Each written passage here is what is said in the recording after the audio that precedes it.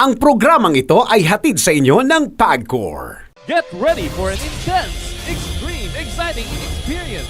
Here's PCSO's newest, biggest game ever. The Ultra Lotto 658 for only 20 pesos per combination. 50 million pesos is at stake. Pick 6 numbers from 1 to 58. Hit the jackpot and be an ultra millionaire of 50 million pesos. Exciting consolation prizes await you ranging from 20 pesos up to 280,000 pesos. More numbers, bigger prizes. See posters and print ads for details. Sa PCSO, bawat taya para sa kawang gawa. Isa na namang pagkilala ang ibinigay ng KBP sa DZRH sa katatapos na KBP Golden Dove Awards. Best Radio Public Service Program Host, Deo Macalma. Ito ay lalong nagbibigay sa atin ng inspirasyon para lalong Best Radio Newscaster, Angelo Palmones. Ang pagbabalita para sa akin, hindi lang obligasyon. Ito'y isang karangalan. Best Radio Children's Program, Boses ng Kabataan. Para sa inyo to, para sa lahat to ng mga kabataan, mga nagpakita ng kanilang talento. Best Radio Culture and Arts Program, Art to Art. Kami po ay nagpapasalamat sa KBP para sa kanilang pagtitiwala at parangal. Best Radio Drama Program, Batang Mujahideen Radyo Kami Balitatao. taus-pusong nagpapasalamat sa KBP sapagkat ito ang Sa KBP, salamat. Ito ay aming inspirasyon para sa tuloy na pagbibigay ng tamang balita at tamang serbisyo sa bawat Pilipino.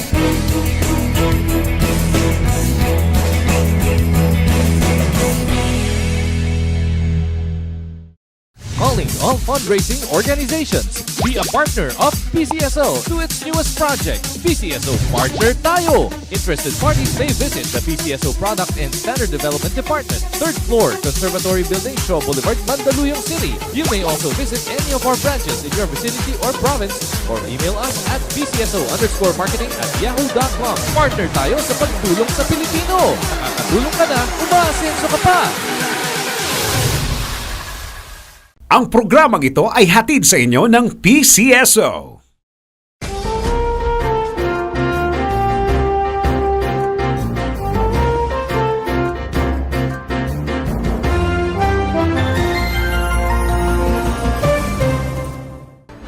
Magandang araw, General Balutan. Thank you for joining us dito sa Thinking Out Loud with Rafi Alunan. Yeah. Welcome. Salamat po at magandang araw din po sa inyo. General, dalawang bagay ang pag-uusapan natin ngayong araw na ito. Una ay yung, of course, yung PCSO dahil sa kayo po ang General Manager ng PCSO. At para sa information ng ating mga tagapakinig, pag-usapan natin yung accomplishments ninyo at ng PCSO. Apo. Since September when you took over, ano? Yeah. But PCSO is a well-known institution na nakakatulong sa kapwa Pilipino. At recently, nagpalabas kayo ng supplement about the accomplishments of PCSO. Could you please talk to the public about your accomplishments? Thank you very much, Mr. Secretary. We recently celebrated our 83rd anniversary last 28 October. So, hinighlight po natin lahat ng mga accomplishment ng PCSO during that time. At sa pag-isang taon nga namin, we just assume as General Manager of PCSO, and Chairman PCSO, George Corpus, last 13 September last year. At nakaisang taon na kaming mahigit. Nang dinat na namin ang PCSO, medyo talaga nagkakagulo at kailangan po na ilagay sa ayos ang mga patakaran, mga proseso. Nung inabutan po namin, ito ay kumikita lang po ng mga 37.4 billion per year. Consistent po yan, medyo bumababa pa nga ng konti. When we took over last year, binago natin ang mga patakaran, pinalakas natin ang especially yung STL natin at saka yung mga gaming, especially yung Lotto. And of course, pagka sabi nga namin, makakalap tayong mga pondo, magagamit ito natin sa mga charity services. From 37.4 billion, we are now hitting 38. The same period last year, 38 billion. We have still 3 months to go, and we are averaging 4.4 or 4.2 billion a month. So we can easily hit maybe 51 billion by the end of 2017. Oh, napakalaki ng jump na yan from 34, 37 pa. from 37 to 51. Yes, yes, sir. But when you took over, it was hitting 34. Yes, yes, sir. Yes, Oh, sir. 34. And so, that's about 17 billion pesos more or roughly 50% jump. Correct po yan. Ang total po ng percentage ngayon, mga 38 point something na as of October 2017. So, mataas na po yung naging fund generation namin. Correct. 38% is no joke, but since there are still a few months to go, Yeah, okay. you have a very good chance of hitting maybe 50%. Yes, correct, sir. What did you do? What changes did you undertake to enable you to generate more revenue? Unang-una, sinilip namin yung STL. STL has been there for so many years, for 10 years. Ang ating Kongreso po ay sa batas ng STL, yung Republic Act 1169, creating STL to regulate illegal gambling in the country.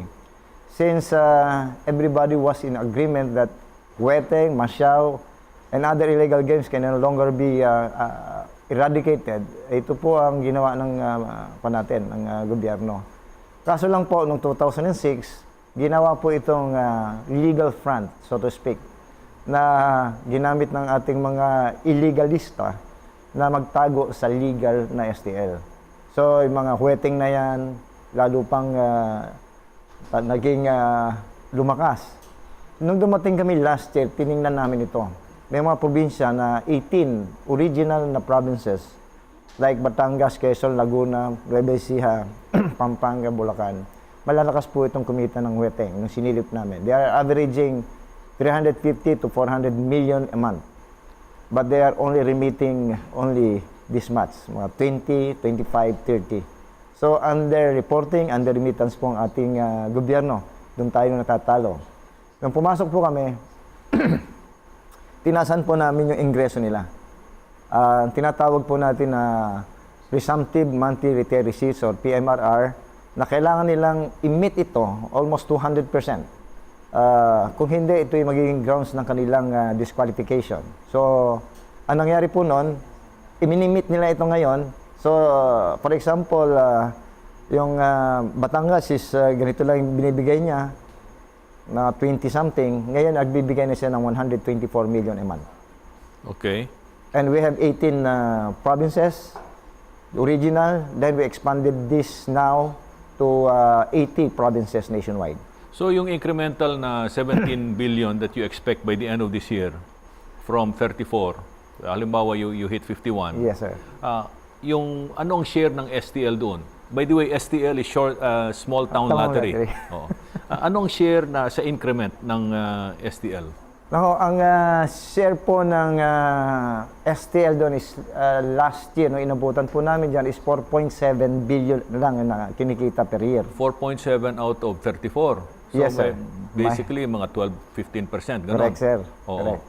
Ngayon po, September, as per record, is nakaka 10.5 billion na siya. And we're expecting that siguro magpepeg ito ng... that's about 33%. Yes, sir. Yes, sir. Yeah. Baka abutin ito mga 15 to 16 billion by the end of the year. Okay. Compared to 4.7. That's correct. So from 12 to 15% share, magiging 33% more Correct or less. po, sir. So Yeah. napakalaking jump. And there's still room for improvement. Correct, sir. At we're trying hard to eradicate illegal gambling through, ang sabi nga namin yung lahat ng illegal, pumasok na doon sa legal, sa STL, yung ating mga illegal na weteng, masyaw, suertes, pares, iligay na po natin doon sa STL. STL na ang magiging generic name niya. Okay. So, makakakalap pa tayo. Mapapahina natin yung illegal gambling at mapapalakas natin yung pasok ng mga pondo neto sa gobyerno. So aside from STL, ano pa ba yung mga ibang revenue generating measures ninyo? Yung loto po natin, malakas po ito. Earning 80 million a month. 80 million? 80. Yung mga 6 digits natin, Swertres, yung Paris natin, yung Grand, may anim po yan. 658, 655, 645, and etc. We have Kino also. We have yung traditional sweepstakes natin, pero mahina na ito. Mini-maintain na lang po natin for institutional purposes. So you have Lotto, you have STL. Kino, STL, Yeah. and itong Lotto, Yes. Kino, Kino. STL. We have also the What Scratch. is Kino, General? Yung Kino po is computerized number games to eh. Okay. Doon sa mga stations ng Lotto ay nakikita po ito. Tinatayaan po ito. Lumalabas yung numero every 10 minutes. Okay, is this the same as yung computerized gambling na nakikita natin na nakakalat lang sa Metro Manila? Iba po ito siguro pa ang binabanggit niyo yung mga online. Wala pa rin online. tayong mga Online online gambling. ngayon. Ang nag-re-regulate po niya, alam ko, is the PAGCOR. So wala pa po ang PCSO niyan. Anything involving numbers game lang po. Lottery. Lottery po at saka sweepstakes lang. I see. Ang ginagawa ng PCSO. Okay. And as a result, mas maraming Pilipino ngayon ang nakinabang sa PCSO. Correct po. Can you give us a sense of the numbers? Last year, the years before, this year, how many Filipinos have been helped? As of September 2017, we can compare po yung ating statistics. 250 plus na po yung natutulungan, 1,000 na Filipinos indigents ang nanghingi ng tulong sa PCSO.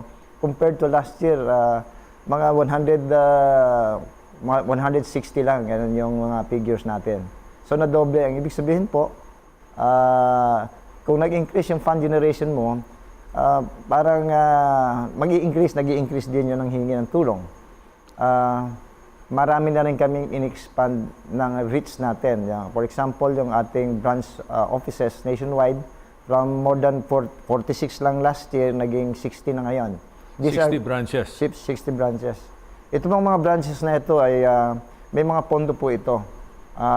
For example, at tumutulong sa ating individual medical assistance program na kung saan araw-araw, for example, ang Davao ay may 800,000 pesos siya daily for distribution, accommodating the medical assistance for our indigents. Itong 60 branches ninyo ay Nakakalat po yan nationwide. sa chartered cities, highly urbanized cities, component cities at saka major towns, ganun ba yan? Hindi po. We have 81 provinces nationwide. Ang pangarap po ng PCSO, ng pamunuan ngayon, ay mapunan lahat itong mga probinsya na ito. Bukod sa mga city, meron pa po kaming mga probinsya. Of course, sa mga probinsya, doon natin ilalagay sa urban centers para madali siyang maabot ng ating mga kababayan. Pero yun nga, at pinupus natin ang tulong natin para yung tulong ay hindi lang dito po sa Metro Manila, kundi sa ating mga kababayan. General, yung tulong na binibigay ng PCSO, is that open-ended? Maski sino lang makahingi ng tulong or is this limited to certain areas lang? Pwede po lahat ito na manghingi ng tulong basta Pilipino. Medical-oriented. Yes, sir. Medical assistance and health programs. And health, We have yeah. also ambulance donation. Yeah. We have endowment fund for the hospitals. We have partnership with mga government and private hospital nationwide. In fact, we have mga 40 plus na po yung partner hospitals namin na kung saan po yung ating mga nangangailangan ng tulong ay pupunta lang sa hospital at kausap na po namin ng last hospital billings. Meron ho ba kayong mobile laboratory? Meron kaming mga medical mission being conducted kung mangangailangan ng tulong. Kasi as you know, meron ding medical mission program ang Rotary, which is why we're trying to partner with the PCSO for assistance. One of the requirements na hiningi sa amin during our medical mission sa Baloy at saka sa Sagyaran is a mobile laboratory. Correct. Para on the spot na yung blood chemistry, Yeah. no? At X-ray, no? Yeah. Para hindi na sila kailangan pumunta sa Iligan o sa Cagayan de Oro. Totoo po yan. Meron ba kayong mobile lab? Ang sinasabi namin sa mga provincial mga lalaking hospital is to program ito mga ganitong klaseng mobile hospital, and we can fund that. Oh, In fact, we okay. have identified poorest of the poor provinces. Yeah. Ito yung Maguindanao, Lanao del Sur, Yeah. Sulu at saka itong Sarangani. Sabi namin, bigyan namin kayo ng worth 50 million pesos medical equipment upgrade. Isama nyo nito mga hospital na ito, mobile hospital na ito, para makatulong dun sa, especially sa mga disaster-prone areas. Kami ang magpopondo, isi-certify namin na may fund available at kayo na ang makapag-bidding. Yan po ang patakaran ng PCSO. Napakagandang idea po yan. And this is yung assistance program niyo is decentralized. Correct pa. So, mabilis ang proseso ng mga papeles. Yes, yes. But approval is also at the decentralized level or kailangan umakyat pa? Pag ganong kalalaking pera, kasi kailangan natin ng over 1 million, kailangan ng board resolution. Okay. In the case of PCSO, kasi sa amin manggagaling ang pondo, kailangan ng board resolution.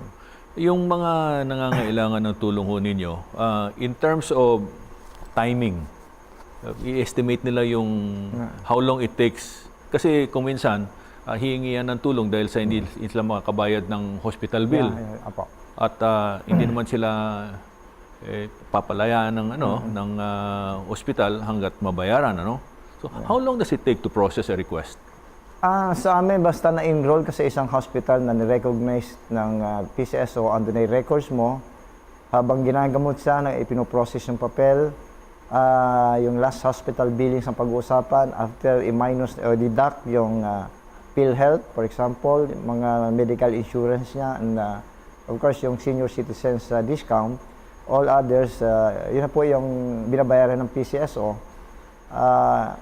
Kung andun na po yung, kasi ang kailangan lang po namin is medical abstract at saka yung profile po ng pasyente and last hospital billings. Pag bago lang siya lumabas, bayad na ho yan. May guarantee letter na kami. So it can mean a matter of days lang. Opa. Oh, mabilis. Mabilis. Napakabilis. And on that basis, yung mga ganyang klase mga pasyente, marami ba ang naenkwentro ninyo? Marami po yung mga ganyan. Kasi kung minsan hindi po napapaalam sa amin, pagkalalabas na lang ng hospital, saka sila tumatawag. Sa mga partner hospital po na may mga ASAP desk na po kami, no? Para doon na sila i-assess doon sa hospital na yon. So, kuminsan nadidelay ng konti pero naagapan din natin. Ang sa amin lang, bago kayo pumasok ng hospital, ma-team din nyo muna sa PCSO. Ando naman po yung website namin, makakatulong kami kaagad pagka natibrihan kami. General, yung tulong ng PCSO is only for the civilian sector or does that include the military and police sector? Mostly kasi ang nanghihingi ng tulong sa atin ay yung mga civilian sa sector. Mamayaman ka o mahirap, pero ikinakategorize natin from A to F. Meaning, pag F ka, medyo indigence ka, maaaring 100% ibigay sa'yo. Pag A ka, medyo may babawasan ng konti, 50 or 60% lang. Pero in the case of the military and PNP, since may mga hospital po sila, no, we just donated just recently for the PNP 21 million pesos for the equipment upgrade for the hospital. And sooner, nag-retire lang po yung mista ko, si Ed Anyo, General Anyo, at kay bagong Chief of Staff po, doon namin ibibigay yung worth 124 million sa mga hospital nila. This is again, mga medical equipment na ito. Sila lang nag-identify nito. General, nung ako'y nasa DILG, Ang isa kong nakausap ay yung Japanese funding agency. Wow. No? At nung panahon ko, meron silang idea na pinopose. Sabi nila, you are an archipelago and you have a lot of shoreline communities. Yes. No? At many of the shoreline communities cannot be reached by land, no, from within, no? Kasi there are not enough roads, no, or not enough bridges, and the only way to really get to them is by boat, Watercraft. by watercraft. Yung kanilang pinopose was in addressing the health needs of the shoreline communities. Sabi nila, ang idea nila is yung mga landing barges Yeah, correct. na ang nakatungtong doon sa landing barge is a mobile van, medical van. Medical van. So pagdating sa isang lugar, labas yung van, punta sa barangay, no? Medical mission, and then moves on to the next barangay. Doon na siya ipipick up sa kabila ng landing barge, no? Sabi nila, it's a very cheap idea, except that sabi nila, frustrated kami sa gobyerno ninyo. Kasi noon pa yun, hindi naman ngayon. Sa noon. Ang tagal, ang bagal ninyo kumilos. But is that something that PCSO would like to do? Where, nung nag-ikot po ako itong mga nakaraang buwan ay nakita ko po pangangailangan ng ating mga island communities na talagang tawid dagat pa para makarating lang sa pinaka-maayos na hospital. Tama. So, ang sabi ko, ipoprogram natin ito. Pero ang magpo-program dapat yung community na, yung probinsya o munisipyo, sabihin nyo lang sa amin kung magkano ang gagastusin. Mayroong nag-suggest na mobile watercraft ambulance watercraft. Na kung saan makatawid lang sila ng dagat at masalubong sila ng mga sasakyan. So, sabi ko, i-program nyo lang at i-design nyo. In fact, meron nang nag-submit na design. Ang sa amin naman po kasi ay kayo makapag-bidding pagka na-determine nyo na yung ABC at kung magkano yan, we will certify the availability of funds. Pero ambulansya ito? Or is this a mobile clinic? Pwede po din yung sinasabi nyo, no? At pwede rin yung sinasabi nila na watercraft na intended para may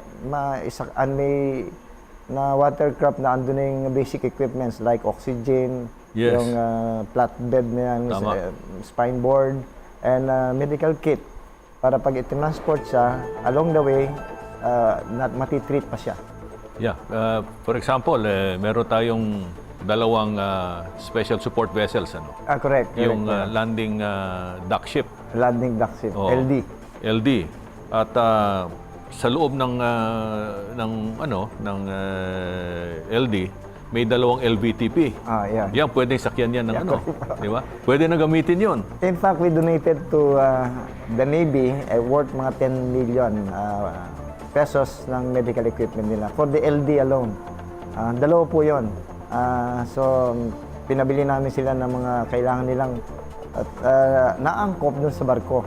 Kasi baka mag-redesign sila So, approve na po yan. Okay, we're talking about LVTPs. Siguro naalala mo yung days when you were a Marine officer. Correct po. And so we will discuss that after the break. Thank you.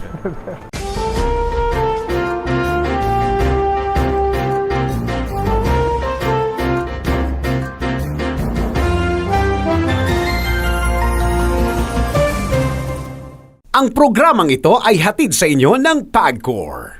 Calling all fundraising organizations. Be a partner of PCSO to its newest project, PCSO Partner Tayo. Interested parties may visit the PCSO Product and Standard Development Department, 3rd floor, Conservatory Building, Shaw Boulevard, Mandaluyong City. You may also visit any of our branches in your vicinity or province or email us at pcso_marketing@yahoo.com. Partner tayo sa pagtulong sa Pilipino. Nakakatulong ka na, umaasenso ka pa.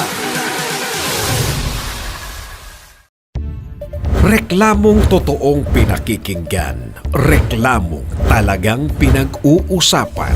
Reklamong talagang tinututukan. Pinakikinggan, pinag-uusapan, tinututukan. Sama-sama, sabay-sabay at tuloy-tuloy nating tutukan si Greco sa programa Ireklamo kay Greco. Kasama si Greco. Greco Belgica. Linggo, alas 2 ng hapon. Sabayang matututukan sa DZRH News Television, DZRH Radio, DZRH News Television Facebook at YouTube live channel at dzrhnews.com. Ireklamo kay Greco. Get ready for an intense, extreme, exciting experience. Here's PCSO's newest, biggest game ever. The Ultra Lotto 658 for only 20 pesos per combination. 50 million pesos is at stake. Pick 6 numbers from 1 to 58. Hit the jackpot and be an ultra millionaire of 50 million pesos. Exciting consolation prizes await you ranging from 20 pesos up to 280,000 pesos. More numbers, bigger prizes. See posters and print ads for details. Sa PCSO, bawat taya para sa kawang gawa. Ang programang ito ay hatid sa inyo ng PCSO.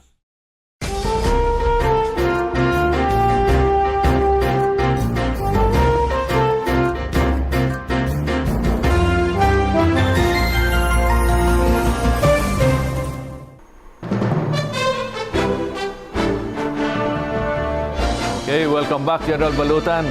Thank you for giving us a very good insight on as to what PCSO has been doing. Now we'll move on to a more exciting topic, which is very close to your heart. Yes, sir. The Marine Corps, Yes, sir. and their accomplishments in Marawi. Yes, sir. But first, I'd like to ask you about your career as a Marine officer. Tell us about it. When did you begin? Why did you enter the Marine Corps? And where were your best times as a Marine officer? Yes, sir. When I graduated from the academy in 1983, I volunteered to join the Marine Corps. My father was a retired enlisted man, an army sergeant.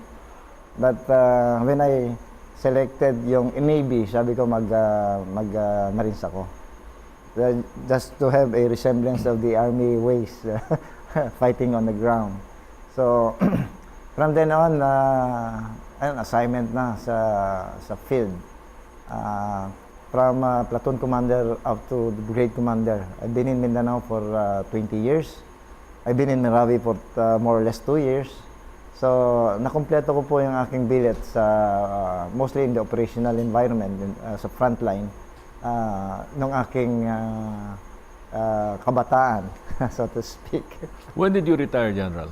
I retired last year, 3 months before my compulsory retirement.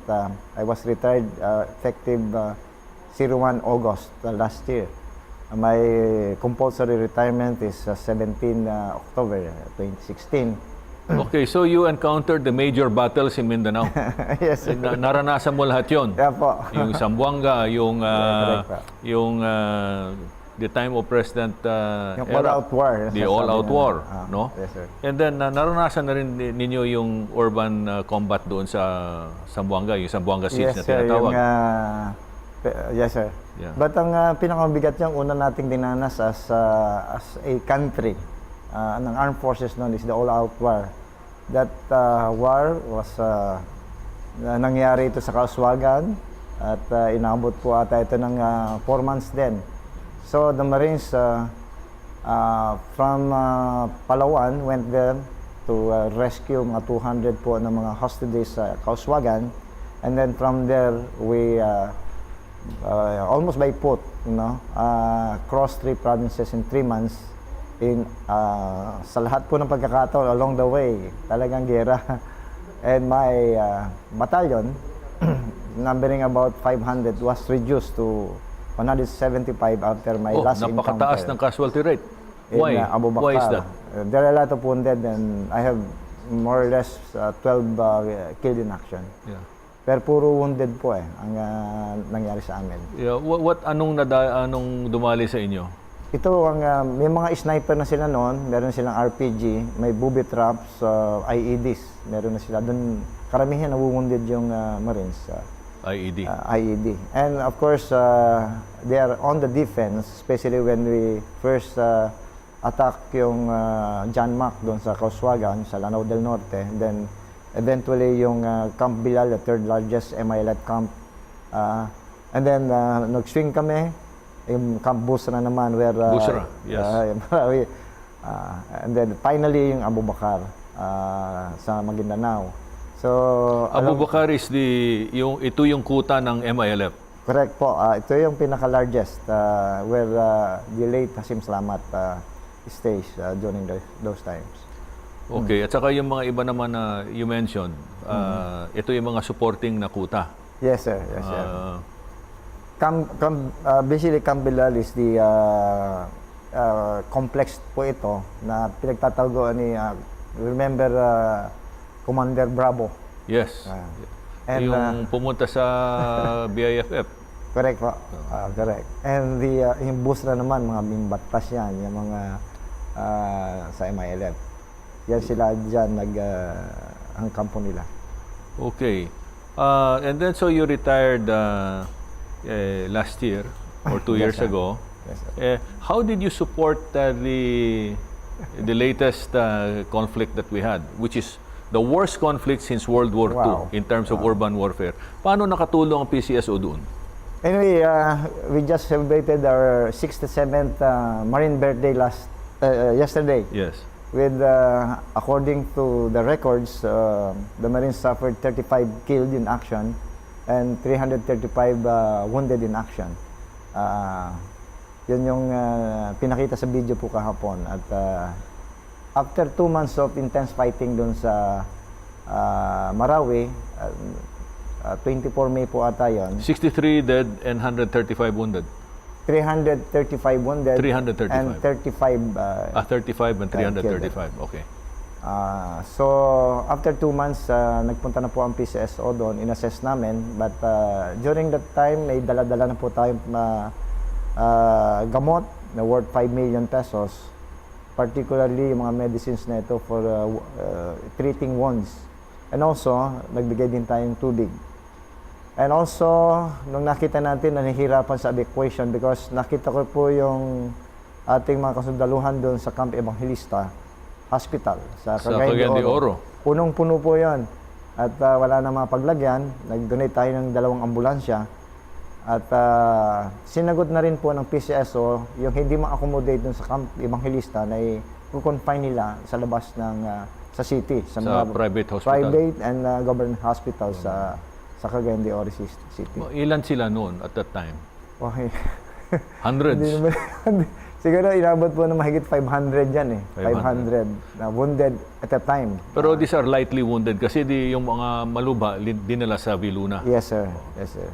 Ang ginagawa nila, ini-stable muna nila doon. Then, pagka pwede na ilipad through aircraft, inilipad po nila. Pero karamihan doon na nagpagaling, yung medyo malubha, dinadala sa Viluna. General, can you describe to our audience ano yung dinadaan ng isang combat soldier? The challenges in the field. When he's out there,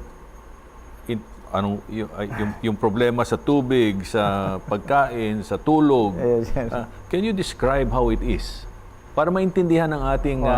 alam mo, marami kasi nagsasabi, ang tagal-tagal na yung hindi pa ma-control ng armed forces. Hindi nila naintindihan yung nature ng urban warfare, no? At yung risks undertaken by our soldiers. Could you please describe that? Naalala niyo po yung isang kwento ng ranger. The same thing na sinabi ko sa kanya na nung nagkasakit yung kanyang anak at inoperahan ng 3 beses, sumulat sa akin nahagip niya ako through email, messenger. Sabi ko siya, huwag ka mag-alala. Focus on sa away mo dyan, sa laban mo dyan. Kasi baka mawalan ka ng focus, yung madali ka pa o yung mga kasamahan mo, malagay pa sa alanganin. So, kailangan po ng focus doon sa ganyong mga sitwasyon. Nung andun ako, nung ako in the same situation, ang parati kong sinasabi sa aking mga tauhan, huwag niyo munang intindihin yung pamilya niyo. Even, ayaw kong pagdali ng cellphone because ang iniisip ko, kailangan umuwi tayo ng buhay. Yung ating mga asawa at mga anak, mas safe sa atin yan. Nandun sa ating mga magulang yan, o kaya doon sa bahay natin. Mag-concentrate tayo rito at ang focus, wag mahati ang ating focus doon sa ating laban ngayon. Ganun po at minsan paranasan mo yung hindi na kumakain, umiihi, pag nagbabakbakan, minsan nga naiihi ka ng patagilid para lang malilib po. Pagkatapos kung ano lang yung makita mo pagkain along the way, mais, mga prutas, citrus fruits, yun na lang nakakain ninyo. Pag dumaan ka ng isang ilog, dun ka palang makakapaligo. Kung sana ligo na maayos, pero hindi. One time, naligo kami sa ilog. Wala kaming gwardya. Pinag-i-snipe kami doon, kaya takbuhan kami. So, mga ganong sitwasyon po. At iba yung mararamdaman mo. One time, I was in the middle of firefight in Mount Kabugar. Yung kalaban namin nasa isang bundok, kami naman nasa kabila rin, separating us mga 300 meters. In between us is no man's land. Every day, siguro 92, 94 hours yun, isnipan kami ng isnipan. So maraming wounded sa amin. Sa isang pagkakataon meron 15 na tayo wounded ko na hindi ko ma-evac dahil very close ang labanan. Noong nag-attempt ang chopper na i-evac yung aking mga wounded, paglapit ng chopper, tinamaan pa yung belly niya. So the pilot said, no go. Sir, no go. Umusok siya. Then, gumawa na ako ng paraan para ma-evacuate ko yung aking mga wounded. But during that night, I was with my wounded soldiers, Marines. Umiiyak sila. They are crying. Sabi nila, Sir, gusto ko pang mabuhay. Sir, itong gamit ko na itong relo ko na ito, ibigay mo sa asawa ko. Nagbibili na po. Kinaumagahan, 5 doon sa mahigit kong 100 ng wounded ay namatay. So, in the middle of the night, I was, minsan naiiyak ako. Pero hindi ko pa pinakikita sa aking mga kasamahan.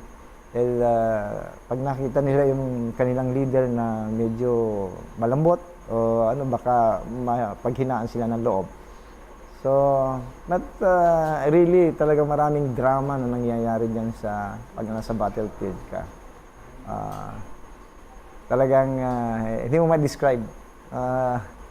Meron isang sundalo, kasalukuyan kami nagbabakbakan, tinamaan siya sa kanyang panga, lumawit ang dila niya, at may bandage sa kanyang muka. But in the middle of the firefight, nag-thumbs up siya sa akin. Ang pagitan namin siguro mga 10 meters. Sabi ko, mabuhay ito. Nagta-thumbs up pa. But in the middle of the firefight, ginapang niya ako. Sinabi niya sa akin, Sir, basahin mo ito. Kasi hindi na siya makapagsalita.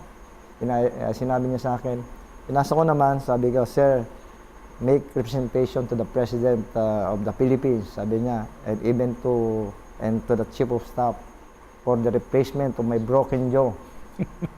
Because I'll be married next month. And today, sabi niya, is my birthday. Tumindig po ang balahibo ko nung sabi ko sa kanya, bubuhayin kita. Pero after a couple of days, nakalimutan ko na yun dahil naiibak ko na siya. Alam niyo po kung saan kami nakita ulit na hindi ko inaasahan. Nasa Balutan na siya. Hindi ko siya nakikilala during sinasabi natin, nagdala kami ng mga singer, nagbigay kami ng mga pagkain sa kanilang mga utilities. Hindi ko alam, nasa tabi ko na pala siya. Pero I was able to enlarge yung sulat niya na sa akin pa ngayon. Binigay ko nun sa flag officer in command, kay Luisito Fernandez, Vice Admiral. Binasa niya doon at very emotionally charged yung auditorium ng Balutan. Iyakan yung mga nurse doon at saka yung mga staff natin. Sabi niya doon sa corporal na yon, Corporal, next month, pinagbibilang ko sa doktor at bigyan siya ng magandang medication sa jaw niya, palitan yung jaw niya. And next month, when you get married, I'll be your ninong. At natuloy. Natuloy po. Oh, that's good. When you're in the field, how do you suppress your fear of death? And how do you deal with death all around you? Wow. Traumatic. Nung una po, hindi ko ubos maisip pagka nakikita ko yung mga wounded and dead. Pero sa bandang huli, parang baliwala na lang. Pero iniisip ko noon, maaaring mangyari na sa akin ito. Pero pagka iniisip mo ng gusto, lalo ka lang napapaghinaan ng loob. And I know the soldiers around you, the Marines around you are looking for real combat leadership. Dapat huwag kang mapaghinaan ng loob.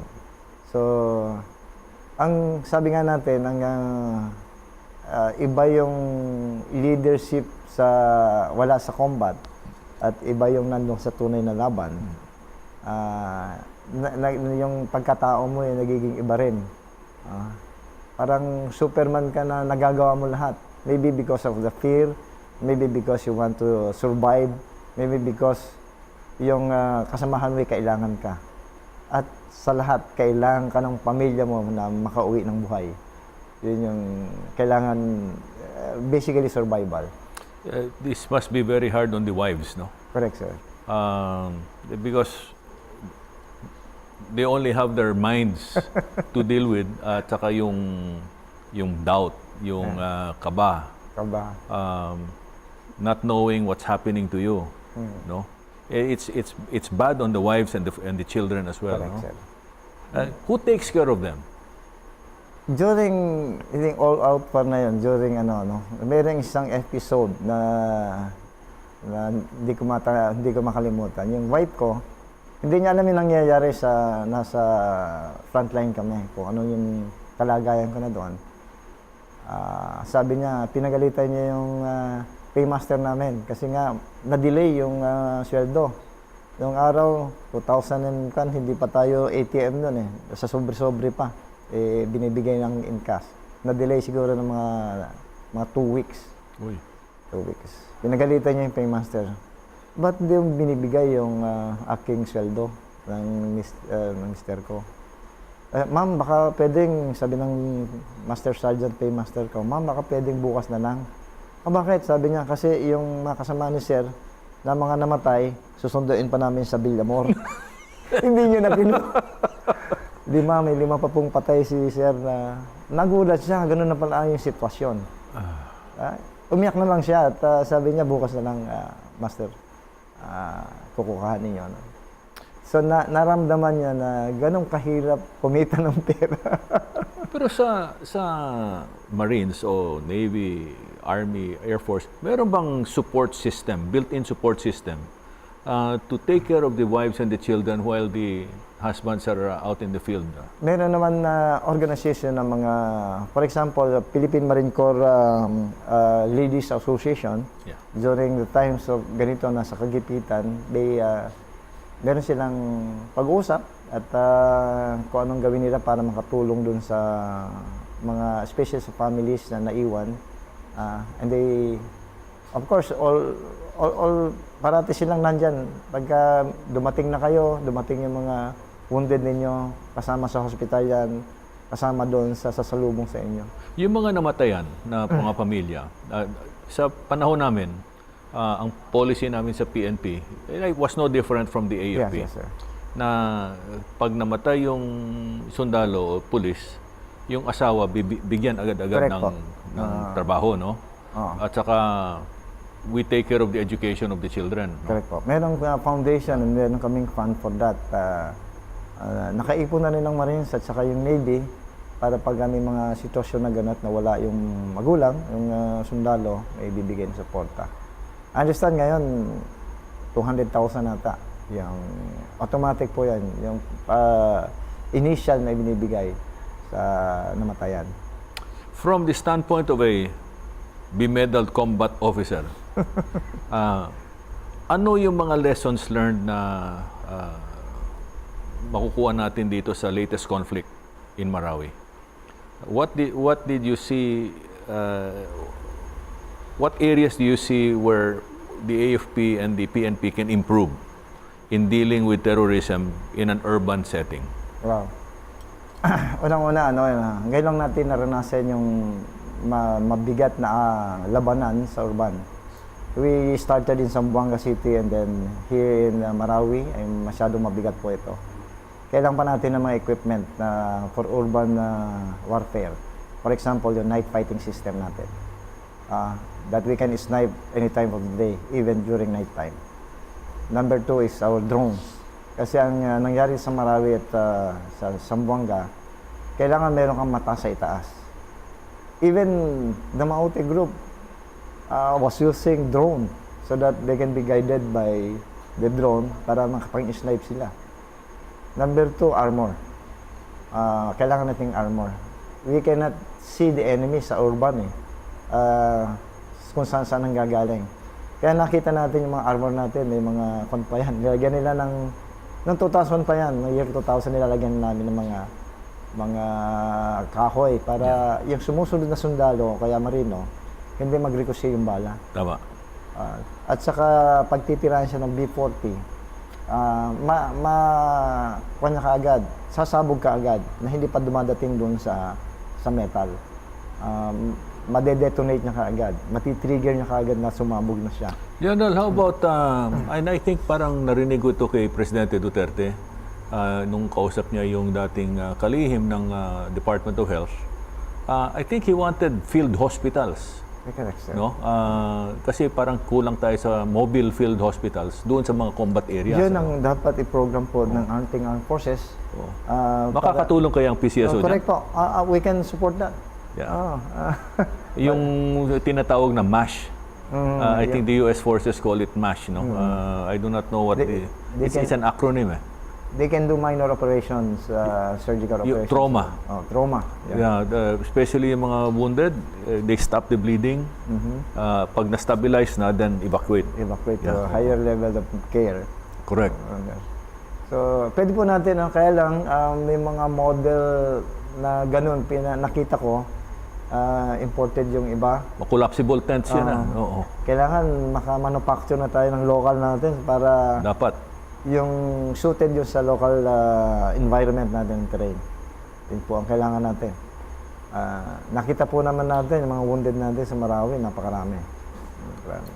Well, hopefully that's one area where PCSO can improve the capacities and capability of the armed forces.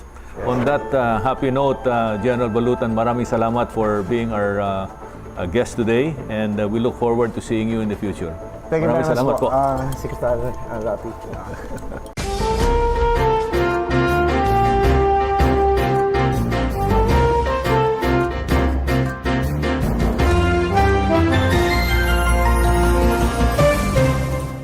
Ang programang ito ay hatid sa inyo ng PAGCOR. Calling all fundraising organizations. Be a partner of PCSO to its newest project, PCSO Partner Tayo. Interested parties may visit the PCSO Product and Standard Development Department, 3rd floor, Conservatory Building, Shaw Boulevard, Mandaluyong City. You may also visit any of our branches in your vicinity or province or email us at pcso_marketing@yahoo.com. Partner tayo sa pagtulong sa Pilipino. Nakakatulong ka na, umaasenso ka pa. Feeling mo ba out ka sa mga kwentuhan? Feeling mo ba left out ka sa topic? Baka di mo alam ang trending. Baka di mo pa napanood ang viral. Tuwing Sabado, 6 p.m., di ka ma-OP sa kwentuhan sa social media. Pagsasamahin ko ang mga video na viral, video na trending. Kasama niyo ako, Victor De Guzman. Ulit, Sabado, magkita-kita tayo, 6 p.m. Live sa TV, DZRH News Television at live sa social media, Facebook at YouTube sa DZRH News Television. TNVS Trending and Viral Show, Sabado 6 p.m. sa DZRH News Television.